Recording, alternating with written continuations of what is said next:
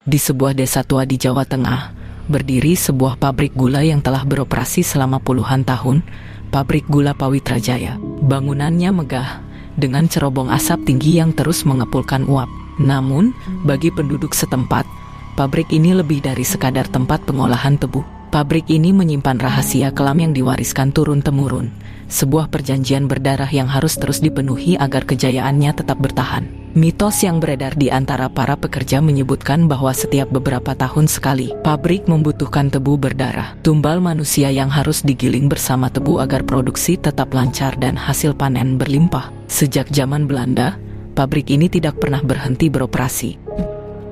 Pemilik pabrik, Pak Wirya, dikenal sebagai pria kaya yang misterius. Sebelum mengambil alih pabrik ini, ia hanyalah seorang pengusaha kecil yang hampir bangkrut. Namun, dalam waktu kurang dari 5 tahun, ia berhasil membawa pabrik ini kembali berjaya. Orang-orang desa mulai berbisik, ada syaratnya, kata seorang warga desa pada malam hari di warung kopi. Ia mengikuti leluhur pemilik sebelumnya. Kalau tidak ada tumbal, produksi pabrik akan berhenti, mesin akan rusak, dan tebu akan membusuk sebelum sempat dipanen. Tidak ada yang berani membicarakannya secara terang-terangan. Tetapi semua orang tahu bahwa kejayaan pabrik ini dibayar dengan darah. Setiap beberapa tahun, seorang pekerja atau warga desa akan menghilang tanpa jejak. Mereka yang tahu terlalu banyak lebih memilih diam. Malam itu, langit gelap tanpa bintang. Angin bertiup dingin membawa aroma tebu yang telah dipotong. Di dalam pabrik, suara mesin masih berdengung pelan, tapi suasana terasa lebih berat dari biasanya. Joko, seorang pekerja muda yang baru beberapa bulan bekerja di pabrik, ditugaskan untuk membantu di bagian penggilingan. Ia merasa ada yang aneh malam ini. Para pekerja senior terlihat lebih diam dari biasanya, sesekali melirik ke arah pintu belakang dengan wajah tegang.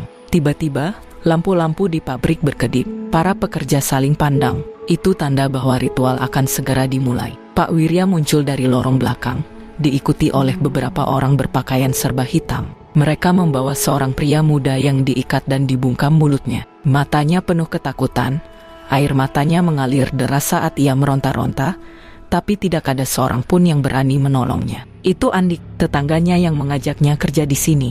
Apa yang akan mereka lakukan padanya?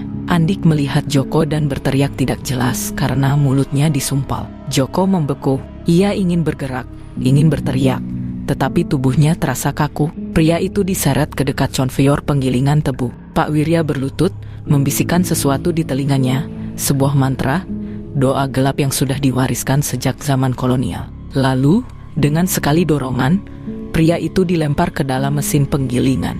Suara jeritannya teredam oleh dentuman mesin. Tubuhnya tergiling bersama batang-batang tebu, darahnya bercampur dengan sari tebu yang mengalir ke dalam ketel pemasakan. Aroma manis bercampur anyir memenuhi udara. Joko merasa perutnya mual, tetapi tak bisa melakukan apa-apa. Seorang pekerja senior mendekatinya, berbisik di telinganya dengan suara gemetar. Jangan menoleh.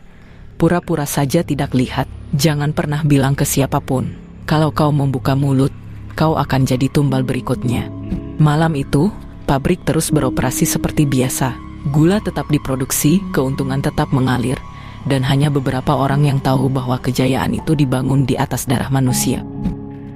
Menurut mereka, setiap beberapa tahun sekali, pabrik ini membutuhkan tumbal. Seorang pekerja, biasanya yang dianggap pembangkang atau terlalu banyak bertanya, akan menghilang. Tidak ada jasad, tidak ada berita, hanya rumor yang beredar bahwa ia telah menyatu dengan pabrik. Tebu yang digiling pada hari itu akan menghasilkan gula dengan warna yang lebih gelap. Rasa manisnya pun berbeda, seperti ada jejak pahit yang tersisa di lidah. Konon, itulah harga yang harus dibayar untuk kejayaan pabrik. Tapi selama ini, Joko menganggapnya tak lebih dari cerita untuk menakut-nakuti pekerja baru. Sampai hari ini, sampai ia sendiri melihat Andik menjerit kesakitan sebelum tubuhnya dilempar ke dalam gilingan bersama batang-batang tebu. Dan sekarang, darahnya menyatu dengan produksi pabrik.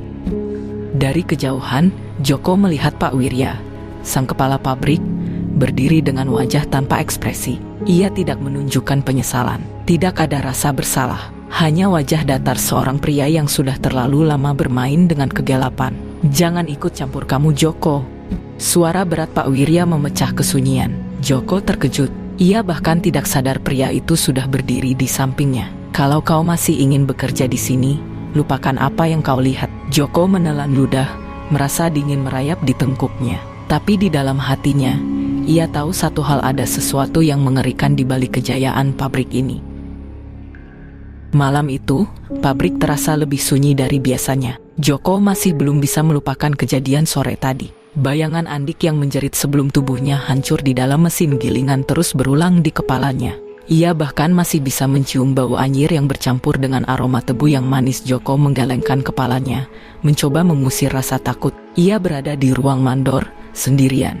Semua pekerja sudah pulang, hanya tersisa beberapa petugas keamanan di gerbang depan. Tapi anehnya, ia merasa tidak sendiri. Kemudian, ia mendengarnya. Sebuah suara pelan dan serak, seolah berasal dari dalam tembok. Joko tersentak. Ia menoleh ke sekeliling ruangan. Tidak ada siapapun.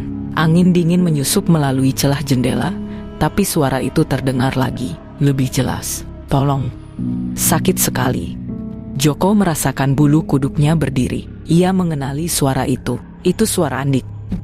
Joko menarik napas dalam-dalam, mencoba menenangkan dirinya. Mungkin aku hanya lelah. Mungkin ini cuma halusinasi. Tapi saat ia menoleh ke meja, jantungnya hampir berhenti. Ada noda darah di atas berkas laporan produksi. Darah segar. Joko mundur dengan napas memburu. Ia mencoba meyakinkan dirinya bahwa itu hanya tinta atau sesuatu yang lain. Kemudian, pintu ruang mandor bergetar keras, seperti ada sesuatu yang berusaha masuk. Ketukan itu tidak terdengar seperti tangan manusia. Lebih berat, lebih dalam. Seperti tulang yang mengetuk kayu. Joko terpaku, tidak berani mendekat. Tapi kemudian, sesuatu membuatnya lebih takut lagi. Dari bawah pintu, sebuah bayangan merayap masuk. Bayangan berbentuk tubuh manusia, tanpa kepala. Joko tidak bisa lagi menahan diri. Ia berlari keluar, meninggalkan ruang mandor, meninggalkan bayangan itu. Tapi ia tahu, ia tidak bisa lari selamanya. Arwah Andik menginginkan sesuatu darinya, dan ia akan terus mengikutinya sampai Joko menemukan kebenaran. Pabrik gula itu sudah berdiri lebih dari sabad. Dibangun oleh tuan tanah Belanda di masa kolonial, tempat itu dulu adalah perkebunan tebu yang luas, dikelola oleh pribumi yang dipaksa bekerja dengan upah murah. Namun, tak banyak yang tahu bahwa sejak awal, pabrik ini sudah dipenuhi darah. Bukan hanya dari kecelakaan kerja, tetapi juga dari ritual gelap yang dilakukan para pemiliknya. Konon, sejak zaman Belanda, ada kepercayaan bahwa jiwa manusia bisa digunakan untuk mempercepat produksi dan menjaga kejayaan pabrik. Tumbal manusia akan digiling bersama tebu pertama setiap kali musim panen dimulai, agar mesin-mesin terus berjalan tanpa henti dan gula yang dihasilkan berkualitas tinggi. Orang-orang menyebutnya tebu berdarah, ritual yang katanya masih berlangsung hingga sekarang. Namun, saat Joko mencoba bertanya pada pekerja lain, tak ada yang berani berbicara. Mereka hanya memberi tatapan tajam, lalu pergi tanpa menjawab. Hingga suatu malam, Joko mendengar sesuatu di gudang tua. Suara bisikan, suara tangisan. Dengan hati-hati, ia mengendap masuk, menyalakan senter kecil dari ponselnya. Debu menari di udara, memenuhi ruangan yang gelap dan beraroma anyir. Di sudut gudang, ia melihat sesuatu yang tak seharusnya ada di sana. Sebuah tumpukan tulang manusia, terkubur setengah di balik tumpukan karung gula tua. Tangan Joko gemetar. Ia melangkah mundur, napasnya memburu. Apa yang sebenarnya disembunyikan pabrik ini?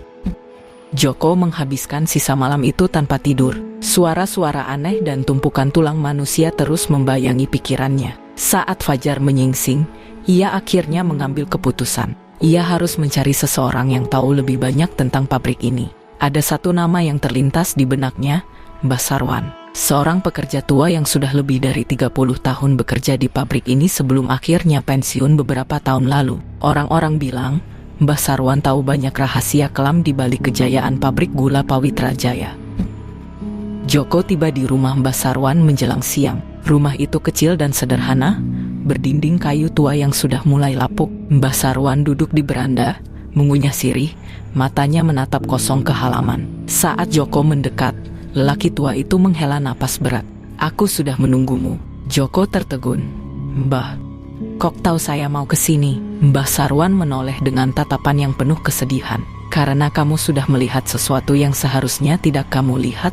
Itu, banyak sekali bayangan hitam mengikuti kamu." Joko merinding. "Mbah, Saya ingin tahu kebenarannya. Apa benar pabrik itu memakai tumbal? Mbah Sarwan tidak langsung menjawab. Ia mengeluarkan sebatang rokok lintingan, menyalakannya, lalu menghembuskan asap perlahan. Kau tahu kenapa pabrik itu tidak pernah bangkrut meskipun pabrik gula lain sudah banyak yang tutup? Joko mengangguk. Pabrik gula Pawitra Jaya memang istimewa. Di saat pabrik lain gulung tikar, pabrik ini tetap berdiri tegak. Produksi gulanya tidak pernah berhenti, selalu laku di pasaran. Itu bukan karena mereka hebat dalam bisnis, lanjut Mbah Sarwan, tapi karena mereka punya perjanjian. Joko menelan ludah. Perjanjian dengan apa, Mbah? Mbah Sarwan menatap lurus ke matanya. Darah. Pabrik itu berdiri di atas darah manusia. Joko merasa dadanya sesak. Sudah berapa lama, Mbah? Mbah Sarwan menatap ke langit sejenak, seperti sedang menghitung sesuatu di kepalanya. Sejak pabrik itu pertama kali didirikan, tahun 1890. Joko membelalak. Sudah lebih dari 100 tahun. Mbah Sarwan mengangguk pelan. Dan setiap pemiliknya mewarisi perjanjian itu. Kau tahu apa yang lebih mengerikan? Joko menggeleng. Mbah Sarwan mendekat, suaranya hampir berbisik. Mereka tidak bisa berhenti. Joko merasakan keringat dingin mengalir di punggungnya. Kalau mereka berhenti, seluruh keluarganya akan mati mengenaskan. Mereka terikat oleh darah. Mbah Sarwan menghela napas panjang sebelum melanjutkan. Dulu, aku juga seperti kamu, muda dan penuh rasa ingin tahu. Aku mencoba membongkar ini semua, tapi aku terlalu pengecut untuk meneruskannya. Joko menelan ludah.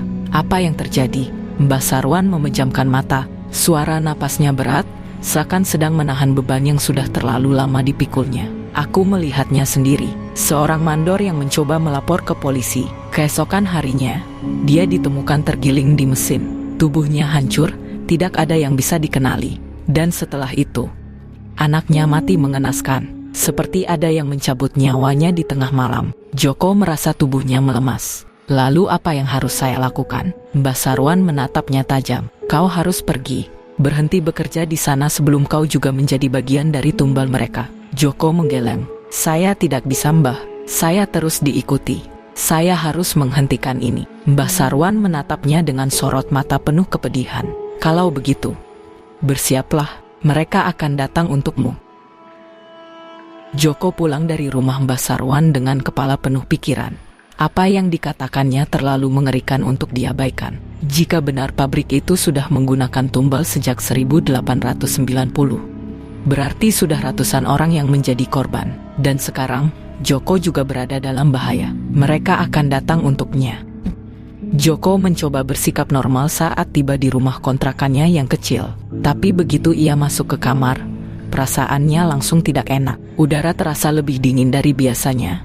Seperti ada sesuatu yang menyerap semua kehangatan.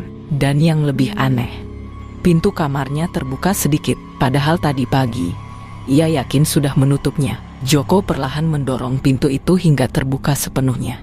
Kamarnya gelap, tapi di tengah kegelapan ada sesuatu yang bergerak. Sebuah bayangan berdiri di sudut kamar, diam menghadap ke arahnya. Joko menahan napas. Ia mencoba meyakinkan dirinya bahwa itu hanya permainan cahaya. Mungkin bayangan lemari atau kursi. Tapi saat ia mengedipkan mata, bayangan itu bergeser sedikit lebih dekat, tanpa suara. Seperti menyadari bahwa Joko sedang memperhatikannya. Joko ingin mundur, tapi tubuhnya terasa kaku. Dan saat itulah, bayangan itu berbisik. Joko, kenapa kau biarkan aku mati? Suara itu, suara Andik yang menjadi tumbal di depan matanya. Tolong aku. Badanku hancur. Aku masih di sini. Aku masih di dalam mesin itu.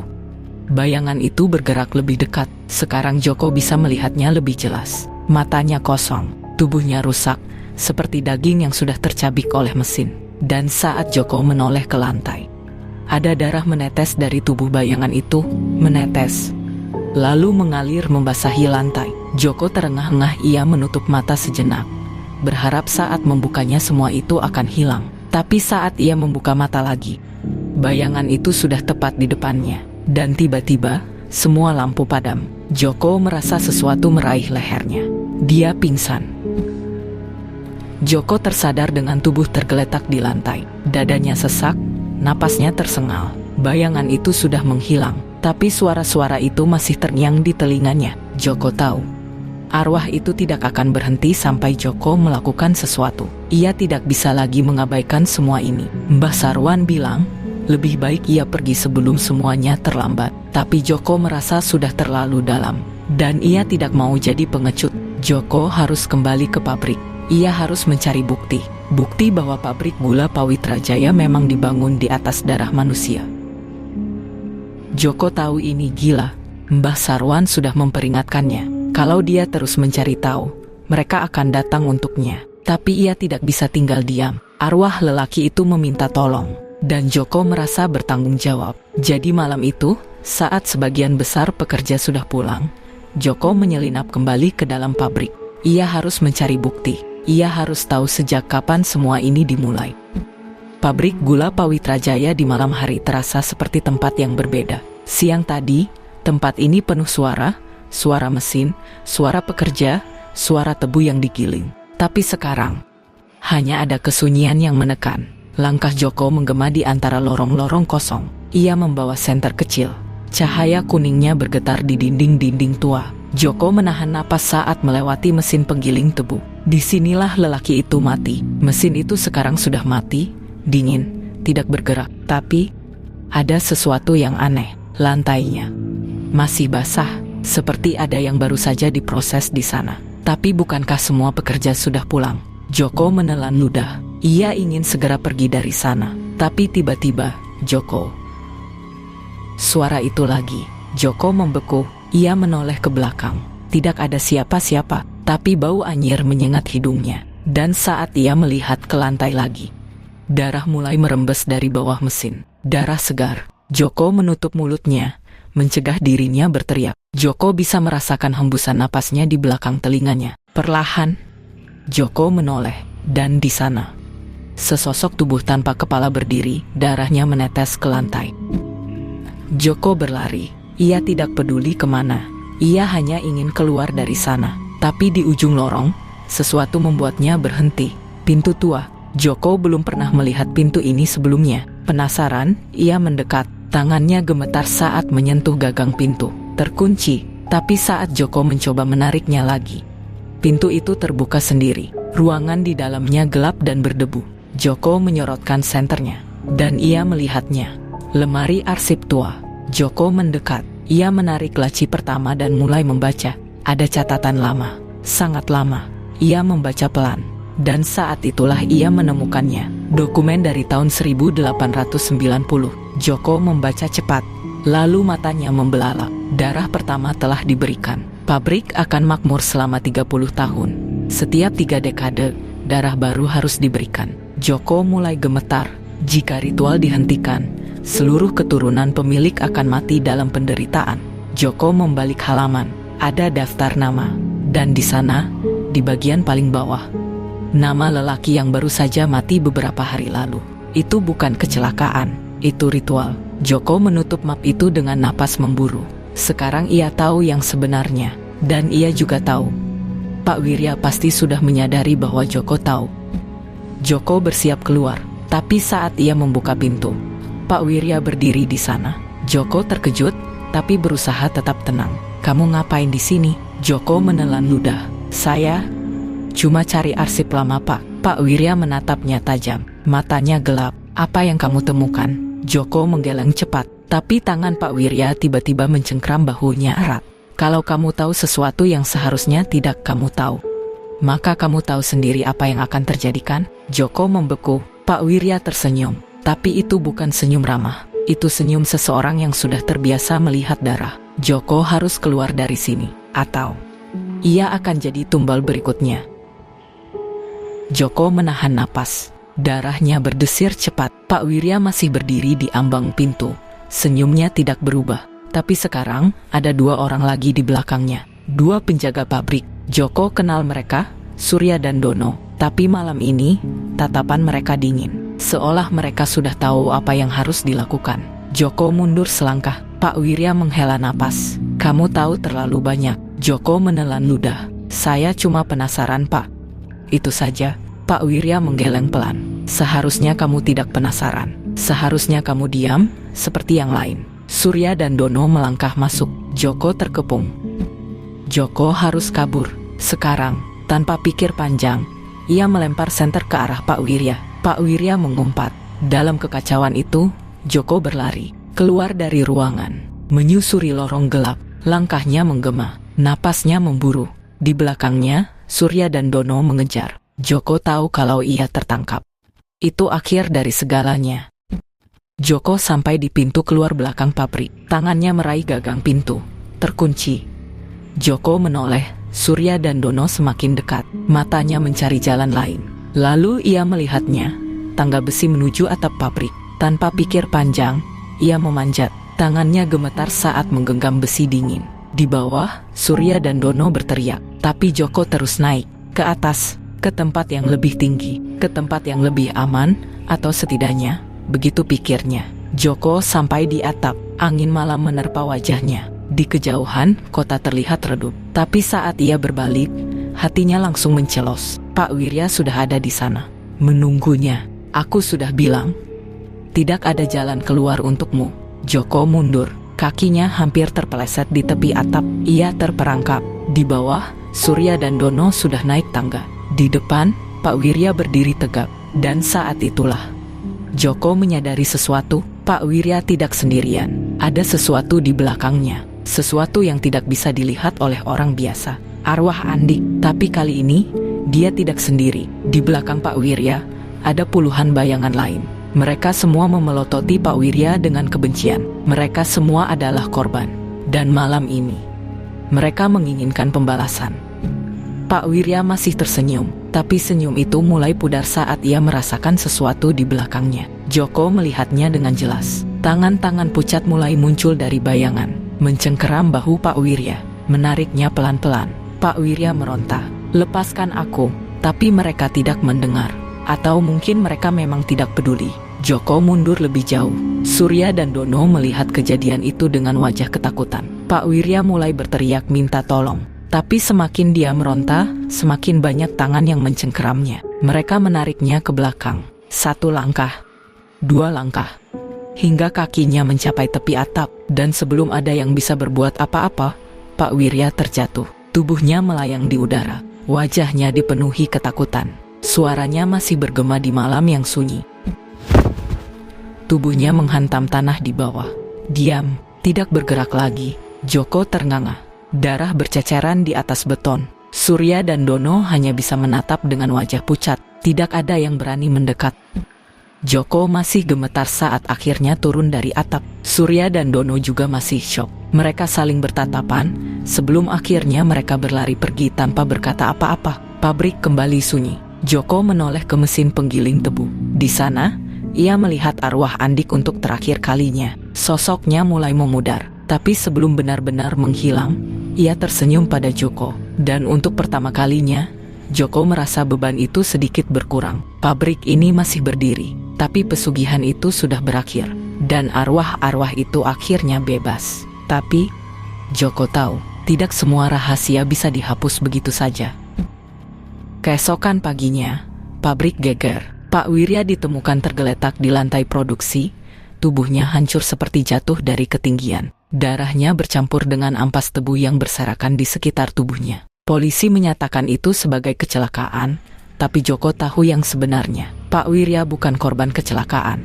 Ia adalah tumbal baru. Dan entah mengapa, Joko merasa arwah Andik yang mengatur semuanya. Kini, pabrik tetap beroperasi. Produksi tetap berjalan. Tapi Joko tahu kutukan ini belum berakhir. Joko duduk di ruangannya yang remang-remang. Tangannya masih gemetar. Pikirannya berkecamuk. Pak Wirya sudah mati. Pria tua itu jatuh dari atap pabrik. Tubuhnya remuk di atas tumpukan tebu. Tidak ada yang bisa dilakukan siapapun. Semua orang di pabrik hanya menunduk, seolah sudah paham bahwa kematian Pak Wirya bukan sekadar kecelakaan. Dan sekarang, setelah kematian pria itu, Joko yang dipanggil ke kantor pusat. Ia menatap pria di hadapannya. Pak Baskara, salah satu pemilik pabrik yang kini mengambil alih kendali. Joko, aku ingin menawarkan sesuatu. Suara Pak Baskara tenang, berwibawa. Ia menyodorkan secari kertas berisi angka-angka yang membuat Joko sulit bernapas. Gajinya bisa naik 3 kali lipat, bonus tahunan yang lebih besar, jabatan lebih tinggi. Pabrik ini butuh seseorang yang bisa dipercaya. Lanjut Pak Baskara, kau sudah melihat semuanya. Kau tahu cara kerja di sini. Kami ingin kau tetap tinggal. Joko tidak langsung menjawab. Ia menatap keluar jendela, melihat cerobong asap yang terus mengepul. Suara mesin penggiling bergemuruh, seperti detak jantung pabrik yang tidak pernah berhenti. Ia tahu apa yang terjadi di balik operasi ini. Ia tahu tentang tebu berdarah, tentang tumbal, tentang orang-orang yang menghilang tanpa jejak. Tapi dengan uang ini, hidupnya akan jauh lebih mudah. Ia bisa membeli rumah lebih besar, membiayai keluarganya, dan hidup tanpa kekhawatiran finansial. Joko menutup matanya. Dalam kegelapan, ia melihat wajah Pak Wirya.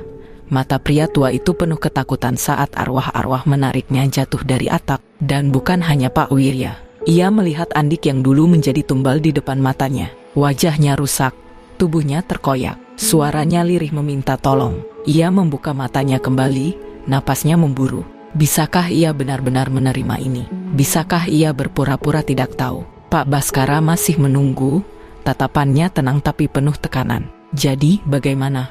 Tanyanya. Joko menatap kertas itu sekali lagi. Jari-jarinya menyentuh angka besar di kontrak. Hatinya terasa berat. Lalu, ia mengambil keputusan.